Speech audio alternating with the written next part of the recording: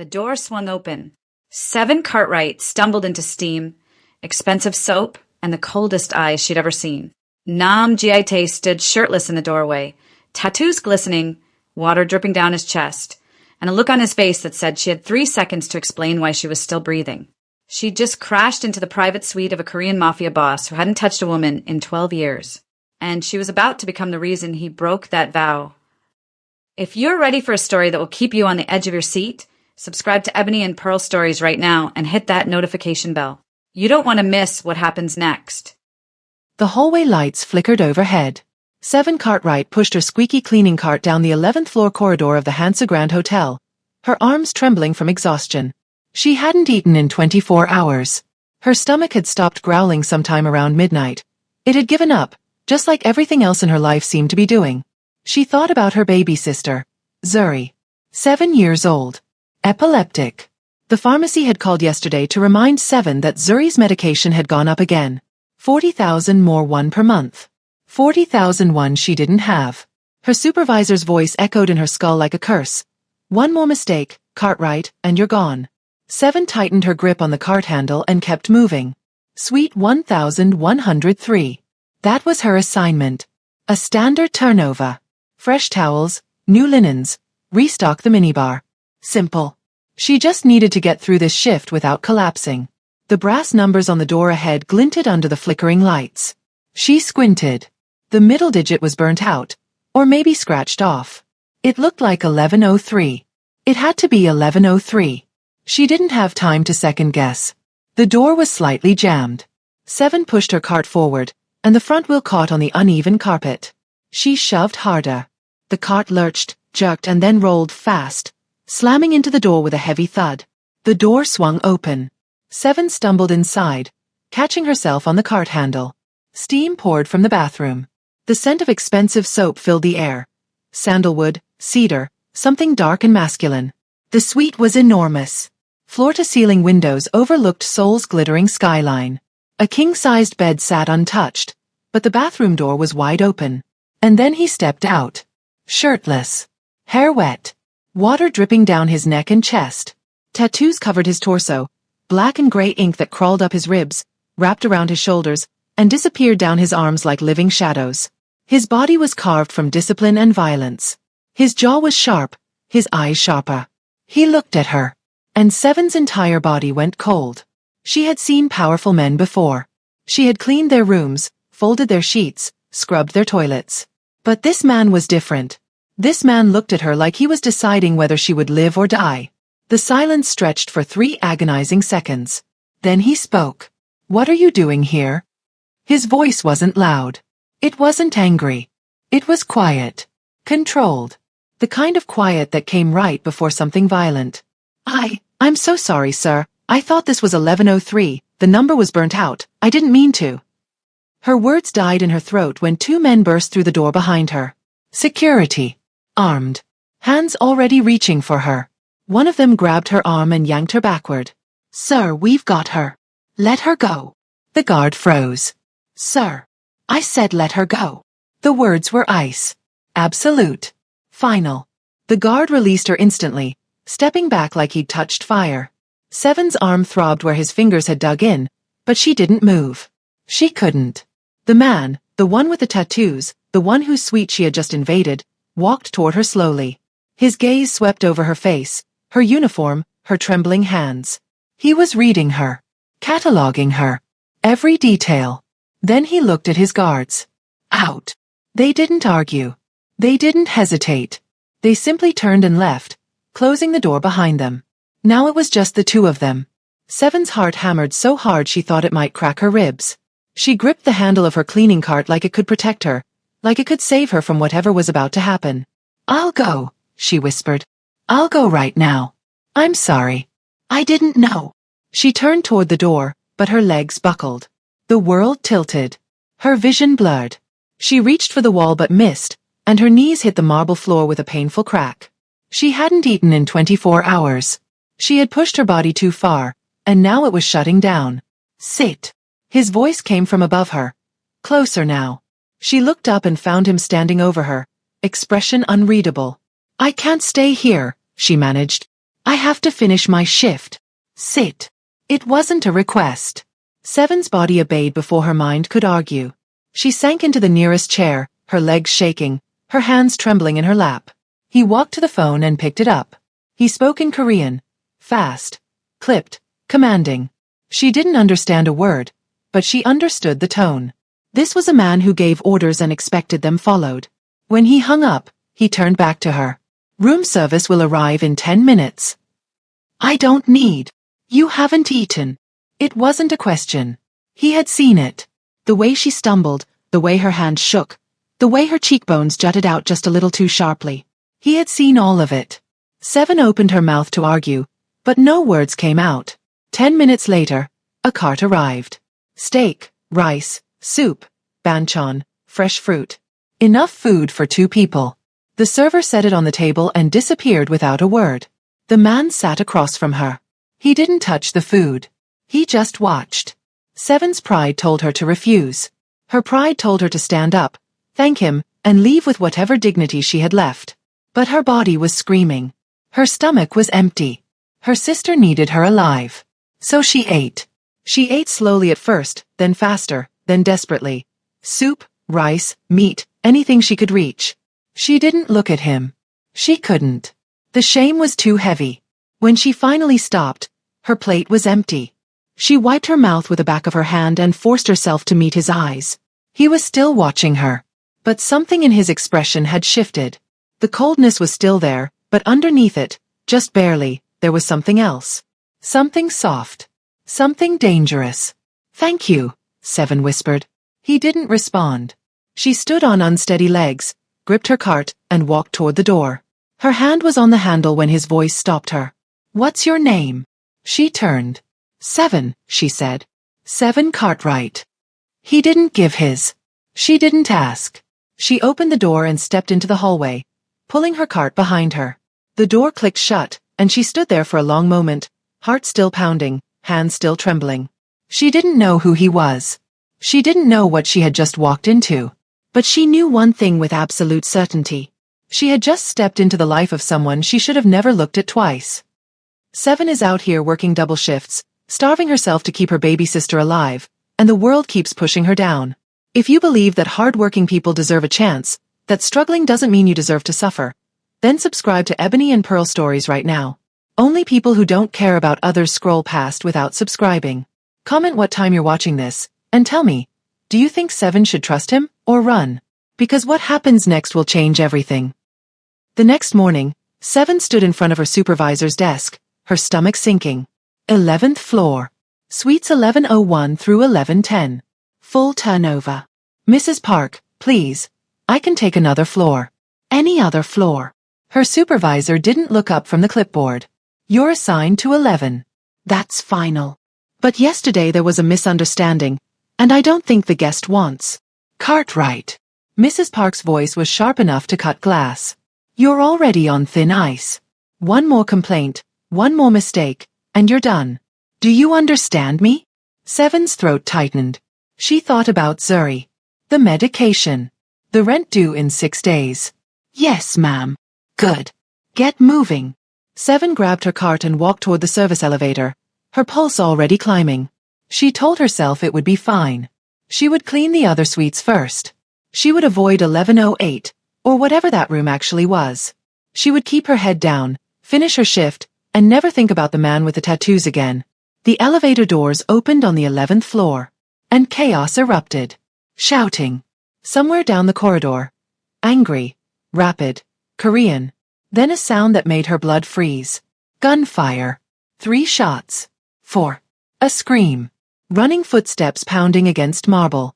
Then a heavy thud from somewhere below, like a body hitting the ground. Seven's hands went numb on the cart handle. Her mind screamed at her to move, to run, to get back in the elevator, but her legs wouldn't obey. Then she saw him.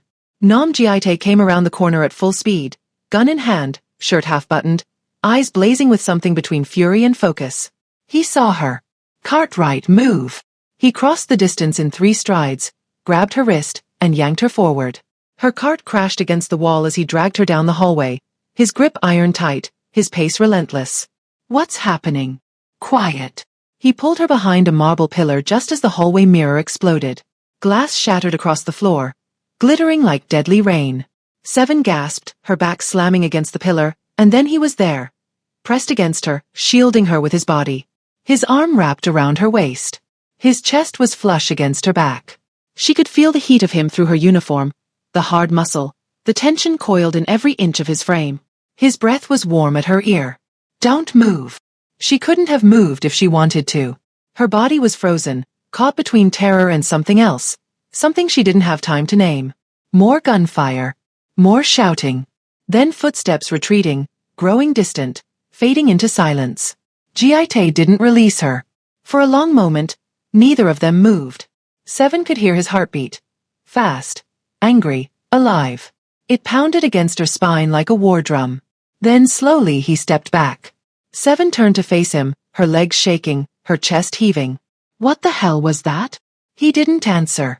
His jaw was tight, his eyes scanning the corridor, his gun still raised. "Jiaite, they saw you."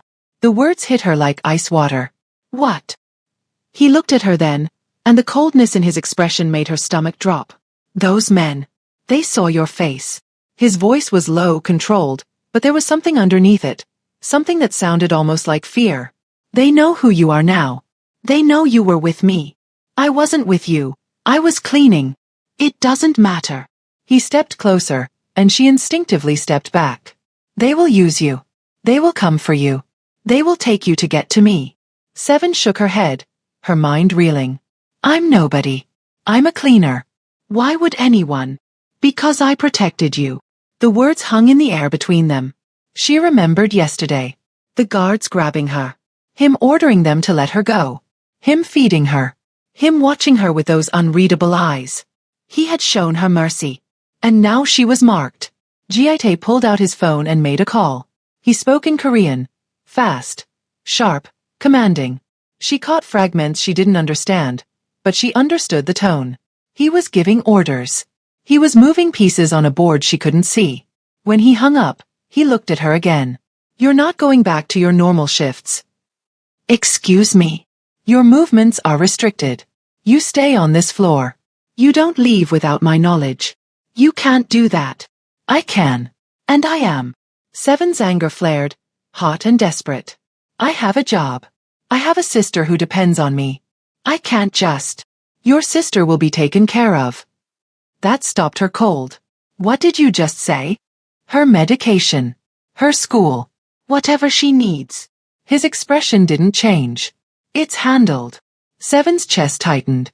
She didn't know whether to scream at him or collapse at his feet. This man, this stranger, had just upended her entire life in less than 24 hours. "Why?" she demanded. "Why are you doing this?" He was quiet for a moment. Then he stepped closer, close enough that she could see the faint scar above his eyebrow, the tension in his jaw, the weight behind his eyes. "Because you walked through the wrong door," he said. "And now you're in my world. I don't want to be in your world. I know.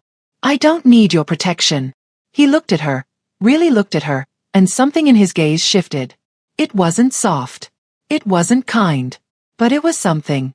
"You do," he said quietly. "Because now, you're mine to protect." Seven opened her mouth to argue, but no words came. She was trapped. Not by walls. Not by guards. By him. That night, Nam Jiaite didn't sleep. He stood at the window of his suite, staring out at Seoul's glittering skyline, but he wasn't seeing the city. He was seeing the past. He was seeing her. Esabiel. 12 years ago, she had been everything to him. His calm in the chaos. His reason to come home. The only person in his world who looked at him and saw something other than a monster. They were supposed to leave together. He had planned it. A new life, a new city, far from the blood and the betrayal. He had trusted his second-in-command to handle the final details. He had trusted him with the location, the timing, the route. He had trusted him with her life. And that trust had killed her. The ambush came in a hotel hallway. Not this hotel, but one just like it. Same marble floors. Same golden lighting. Same expensive silence that shattered when the gunfire started. Jay had been in the next room when he heard her scream. By the time he reached her, she was already on the ground. Blood pooling beneath her. Eyes wide. Hands reaching for him. He held her. He begged her to stay. She died in his arms. And when he looked up, he saw his second-in-command walking away. The man he had called brother. The man who had sold him out for power. Ji-tae killed him 3 days later. But it didn't bring her back. Nothing did. So he made a vow. No woman would ever get close to him again. No woman would ever become a target because of him. He would live alone, rule alone, die alone. For 12 years, he kept that vow. And then 7 Cartwright crashed through his door. Over the next few days, Ji-tae watched her. He told himself it was surveillance. Protection. Strategy. He told himself he was keeping her close because his enemies had seen her face, and he needed to know her movements. But that wasn't the whole truth. He watched her push her cleaning cart down the hallway, shoulders tight, jaw set. He watched her scrub floors and fold linens and empty trash bins without a single complaint. He noticed the tremor in her hands when she thought no one was looking. Hunger she tried to hide. He noticed the worn soles of her shoes, the frayed hem of her uniform, the way she flinched whenever someone raised their voice. She carried weight. He could see it. Not just physical, but the kind of weight that came from loss. From guilt. From years of surviving alone. He recognized it because he carried the same thing. On the 4th day, he let her into his suite. Not by accident this time. She knocked. He opened the door. She stood there with fresh towels, eyes cautious, posture stiff. "Housekeeping," she said quietly. He stepped aside. She entered slowly, like she was walking into a trap. Maybe she was. He wasn't sure anymore. He watched her place the towels in the bathroom, straighten the items on the counter, adjust the curtains. She moved efficiently, carefully, but her hands still trembled. "Tea," he said. She turned. "What?" "I'm offering you tea." She stared at him like he had spoken a different language. "I'm working." "You're shaking." Her jaw tightened, but she didn't argue. She sat at the small table near the window, and he poured 2 cups. He set one in front of her and kept the other for himself. He didn't sit across from her. He stood beside her. Closer than he intended. She looked up at him, and something flickered in her eyes. Uncertainty, maybe. Or awareness. He wasn't sure which was more dangerous. "Why are you doing this?" she asked. "Doing what?" "Being." She hesitated. "Kind." The word landed strangely in his chest. He didn't know how to answer, so he didn't. She reached for the napkin beside her cup, but it slipped off the table. She bent to grab it. He reached at the same time. Their fingers brushed. Ji-tae froze. It was nothing. A graze. A fraction of a second. But it hit him like a bullet. Heat shot up his arm, and something cracked open in his chest. Something he had sealed shut 12 years ago. He pulled his hand back like he'd touched fire. 7 looked at him, startled by the sudden movement.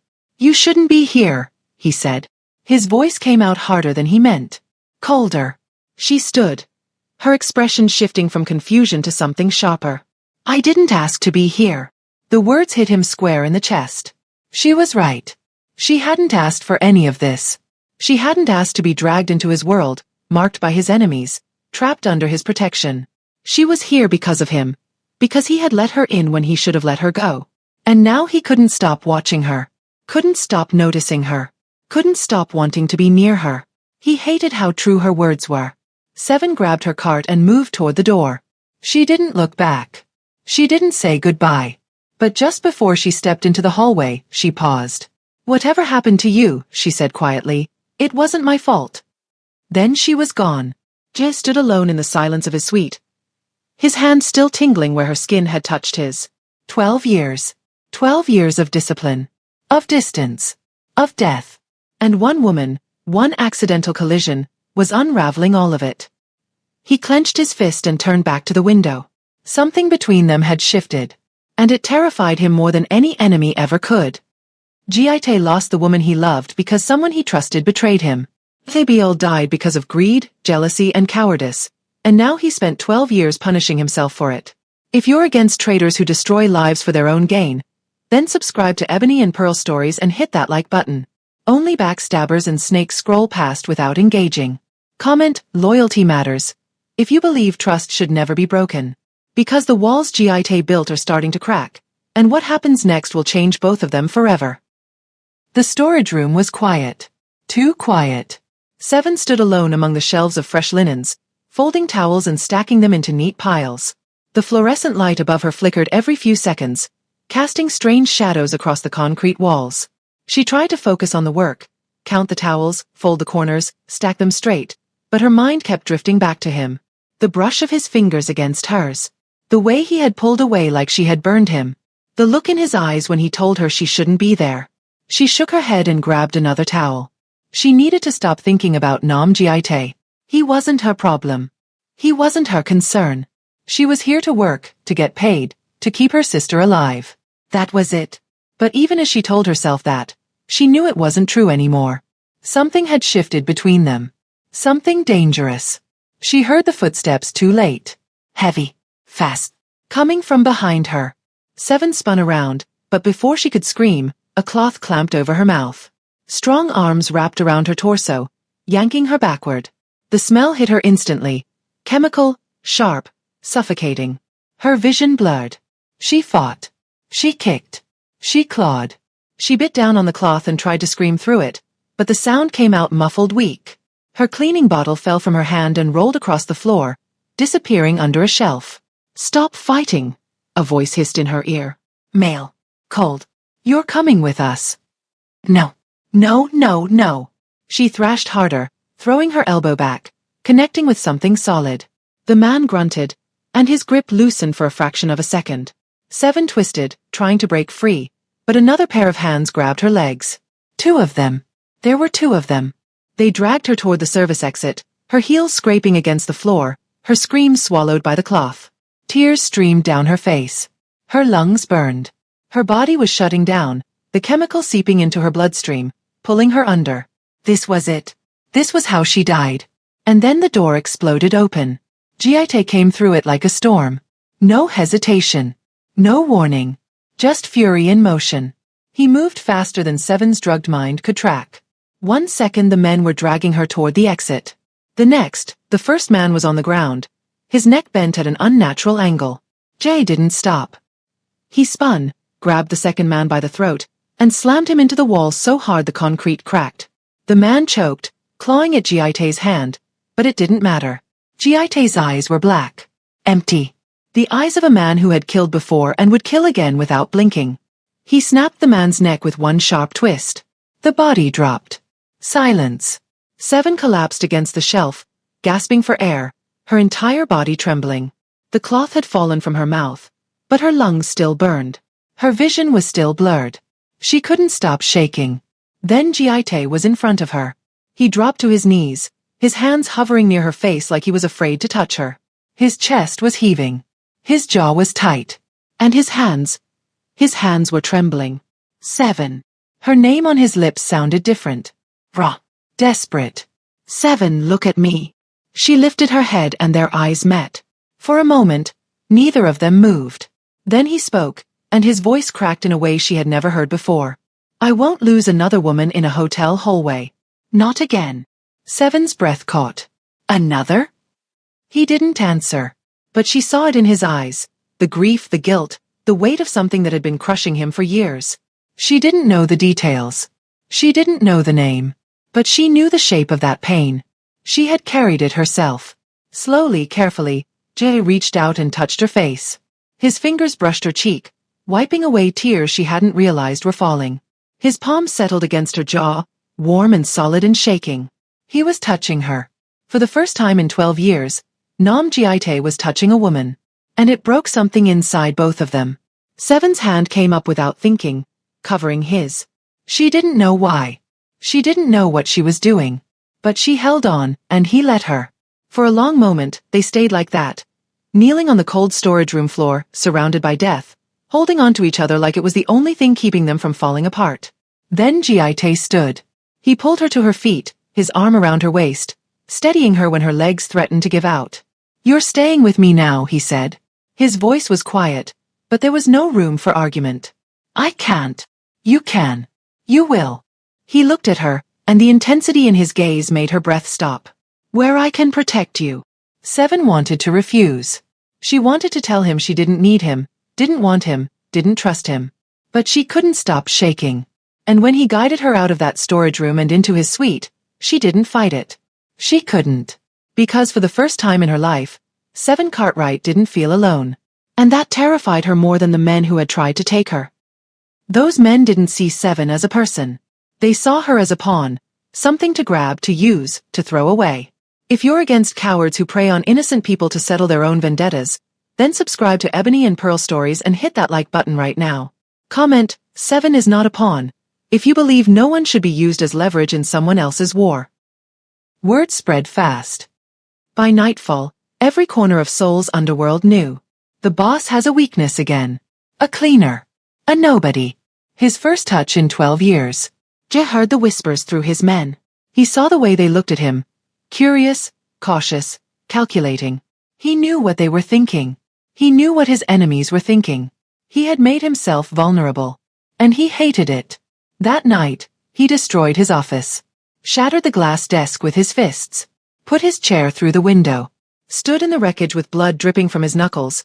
Chest heaving, rage boiling through his veins. But rage wasn't the problem.